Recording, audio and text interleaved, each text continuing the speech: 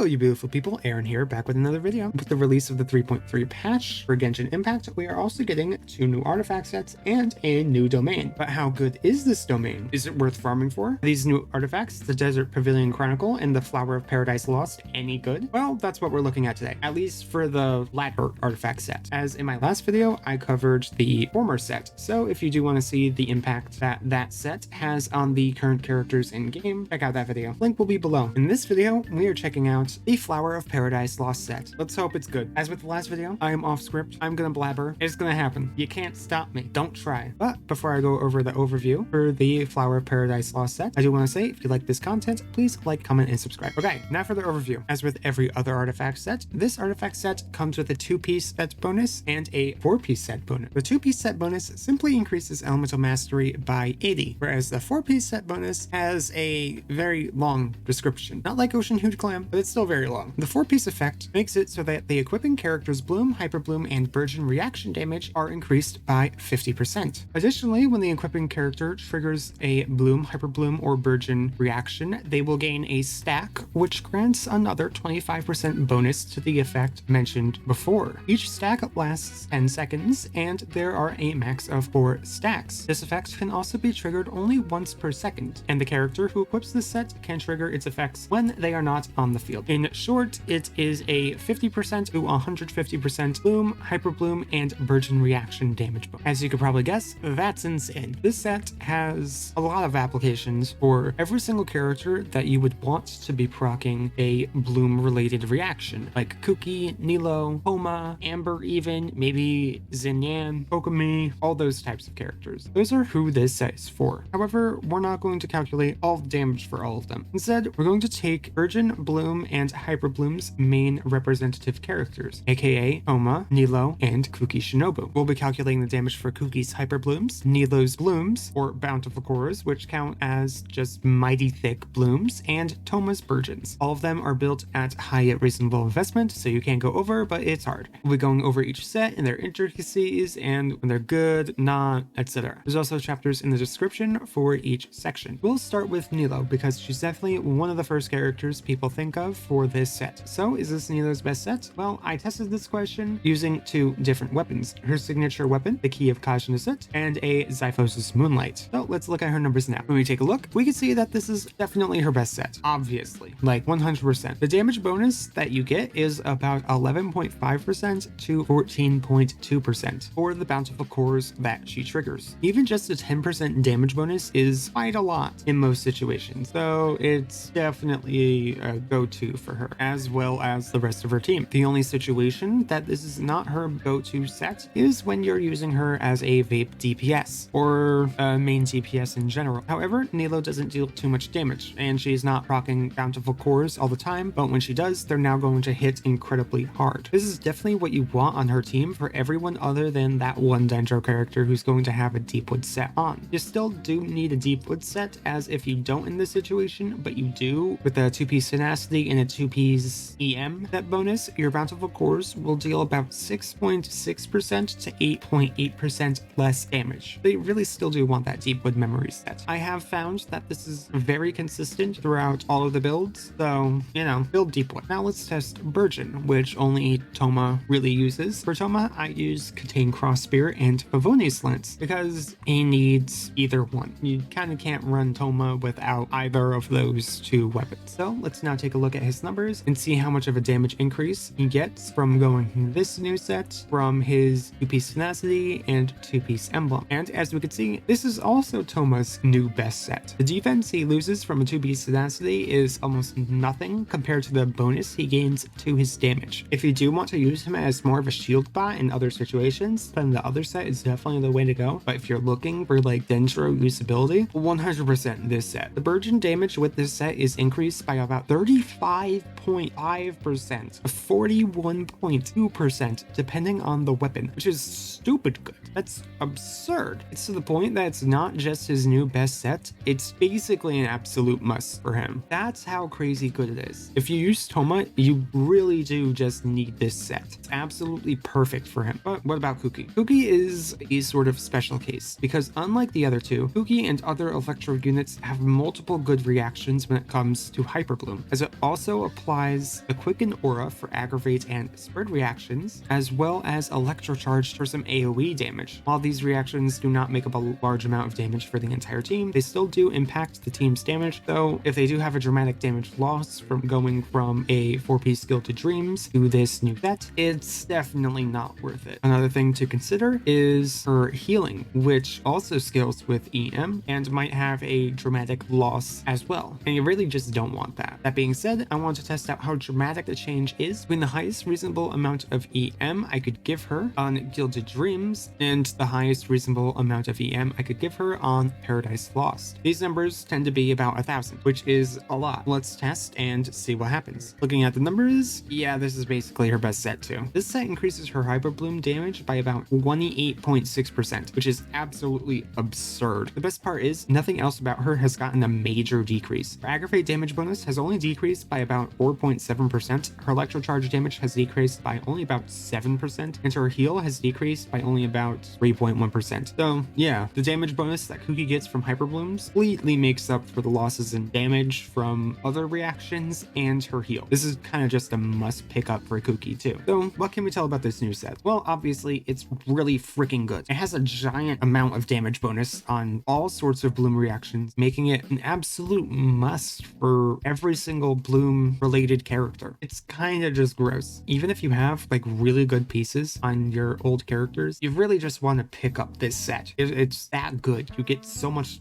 damage bonus from it. Freaking insane. Something that may be confusing is why Nilou's damage percent increase is a lot lower than Kuki's and Thoma's, and that's specifically because Nilou has a passive effect that grants the same thing, whereas the Hyperbloom and Burgeon reactions have a different formula, just straight out. They have like a different number in the formula instead of just another multiplier. It's like the equivalent of like having a higher base attack. That's why the Hyperblooms and Burgeons are getting so much more of a damage increase than a Nilou team would, which kind of sucks, but everyone's sort of on par. So what can we gather from this set? It's broken. You're definitely gonna want to pick this set up. You kind of need it. It's that good. In any case, for all the characters that want it, you definitely do want this set. Nothing's gonna beat it. It's broken. And in that case, I guess I can finally say my piece on the domain. While the animo artifact set is okay, this Bloom set completely makes up for the not super overpoweredness of the animo set. It's kind of in a similar situation as the Crimson Witch domain, where even if the animo set was as bad as Lava Walker, it would still be 100% worth it to farm this domain because the Bloom set is so freaking good. This domain also has a pretty damn strong animo damaging artifact set paired with the Bloom artifact set. This domain is definitely like one of the best out there. 100%. It is now definitely better than the Deepwood and Gilded Dreams domain, because now Deepwood and Gilded Dreams, you really only want to farm that stuff for Kale, Dendro Traveler, Nahida, Fischl, and Yaimiko. Everyone else, different domain now. Only 5. Whereas like this new domain, you now have Scaramouche, you could go Zhao, maybe Hazel if you want. I'm not really counting that though. You have Nilou teams, which I'm just gonna count as one because it relies on Nilou. You have Kuki, you have Amber even if you want to do Amber, because full EM Amber seems like it's kind of okay. You have Dory, you have even the Raiden Shogun. You have a lot more characters that want this set now. It is